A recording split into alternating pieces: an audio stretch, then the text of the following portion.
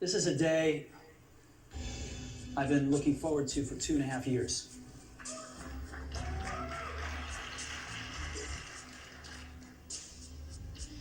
Every once in a while, a revolutionary product comes along that changes everything. And Apple has been, well, first of all, one's very fortunate if you get to work on just one of these in your career. Apple's been very fortunate. It's been able to introduce a few of these into the world. In 1984, we introduced the Macintosh. It didn't just change Apple, it changed the whole computer industry. Macintosh, Mac, Apple.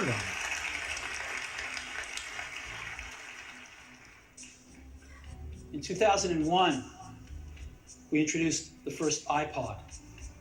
Yeah. And it didn't just change the way we all listen to music.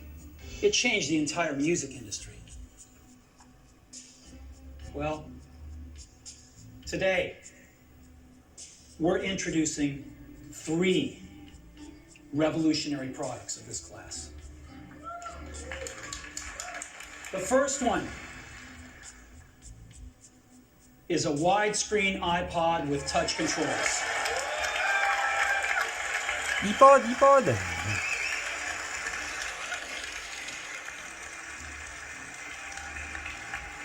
The second is a revolutionary mobile.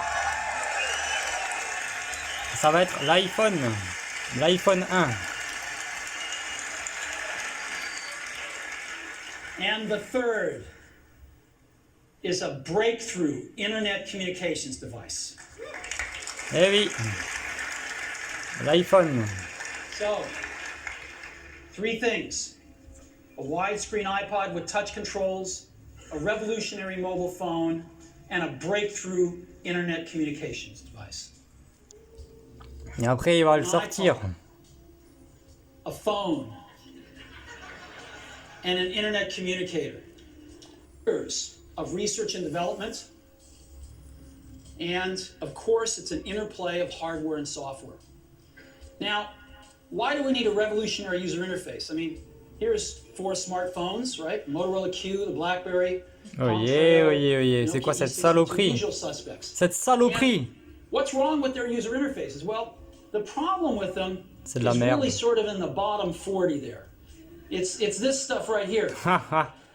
They all have these keyboards that are there whether you need them or not to be there.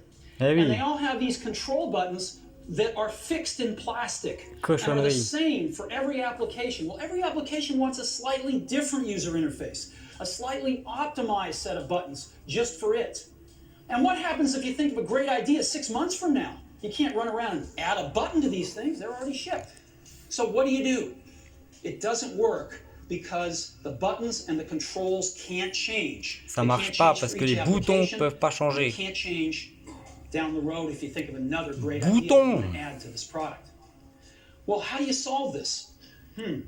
It turns out we have solved it. We solved it in computers 20 years ago. We solved it with a bitmap screen that could display anything we want, put any user interface up, and a pointing device. We solved it with the mouse, right? We solved this problem. So how are we going to take this to a mobile device? Well, what we're going to do is get rid of all these buttons and just make a giant screen. Yeah! A giant screen. Woo! Now, how are we going to communicate this? We don't want to carry around a mouse, right? So what are we going to do? Oh, a stylus, right? We're going to use a stylus. Non. No. Who wants a stylus? You have to get them and put them away and you lose them. Yuck. Nobody wants a stylus. So let's not use a stylus. We're going to use the best pointing device in the world. We're going to use a pointing device that we're all born with. We're born with 10 of them. We're going to use our fingers. We're going to touch this with our fingers. And we have invented a new technology called multi-touch, which is phenomenal. C'est ça la révolution. Like magic. C'est la révolution. You don't need a stylus. It's far more accurate than any touch display that's ever been shipped. Eh oui. It ignores unintended touches. It's super smart. You can do multi-finger gestures on it. And boy, have we patented it.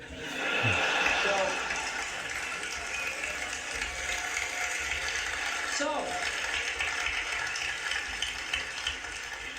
we've been very lucky to have brought a few revolutionary user interfaces to the market in our time. First was the mouse. Eh oui, c'est eux qui ont créé la The souris. second was the click wheel. And now we're going to bring multi-touch to the market. Voilà. And each of these revolutionary user interfaces has made possible a revolutionary product. The Mac, the iPod, and now the iPhone. iPhone. So, a revolutionary user interface. We're going to build on top of that with software. Now, software on mobile phones is like, it's like baby software. It's not so powerful. iOS. And today, we're going to show you a software breakthrough. Software that's at least 5 years ahead of what's on any other phone. Now, how do we do this? Well, we start with a strong foundation. iPhone runs OS 10.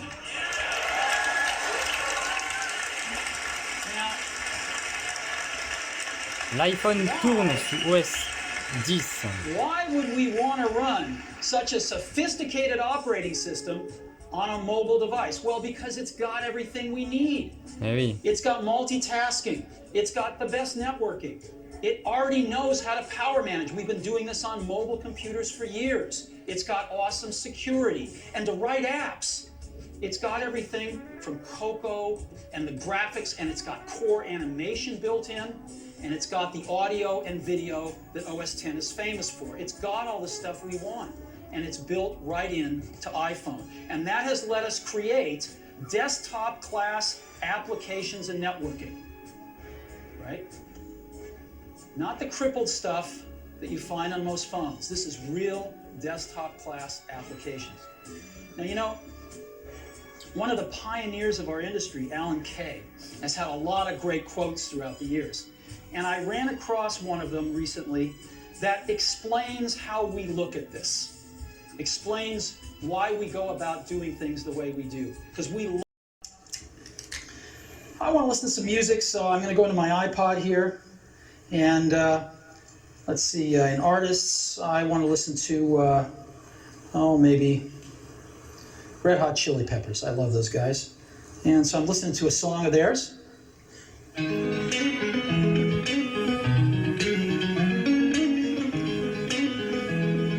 let's see what happens when I get a phone call. Music fades out. Screen changes. I got a phone call coming in. So I can ignore it, but I think I'm going to answer it. So I'll answer it. Howdy. Hi, Phil. Now, notice who Phil is because he's in my address book, so it puts his little picture up here and everything up there. Hi, Phil. Listen, I'm kind of busy right now. What can I do for you? Oh, I was hoping you were done because there's a photo that you had of Hawaii. I was kind of hoping you could send it to me and I could use that as my wallpaper. Okay. Hold on just a sec. So I push the home button here down at the bottom, and I go home right here. And I'm still on the call. You can see the phone thing flashing right there on the lower left. And I go into Photos. And now I'm in Photos, and again, you can see the bar across the top, the green bar. I can just touch that to return to the call. And Phil wants a photo that he wanted to use it for his screensaver. It was one of the ones that was taken in Hawaii. I think it was this one. Yep, there it is. So you want me to mail this to you, Phil?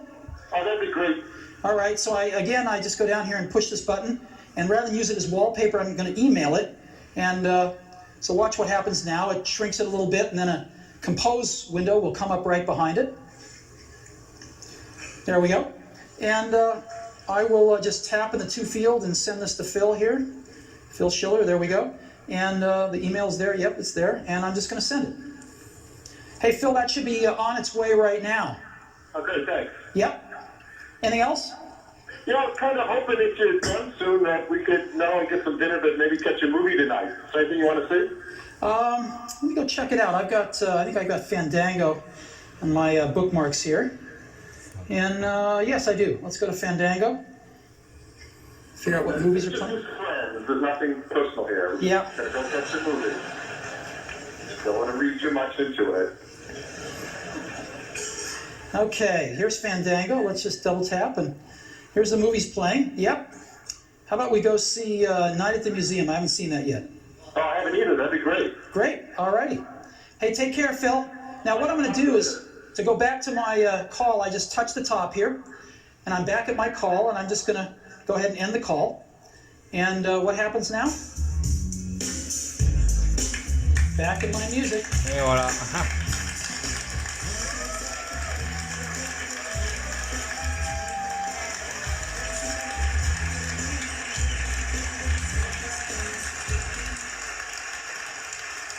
So.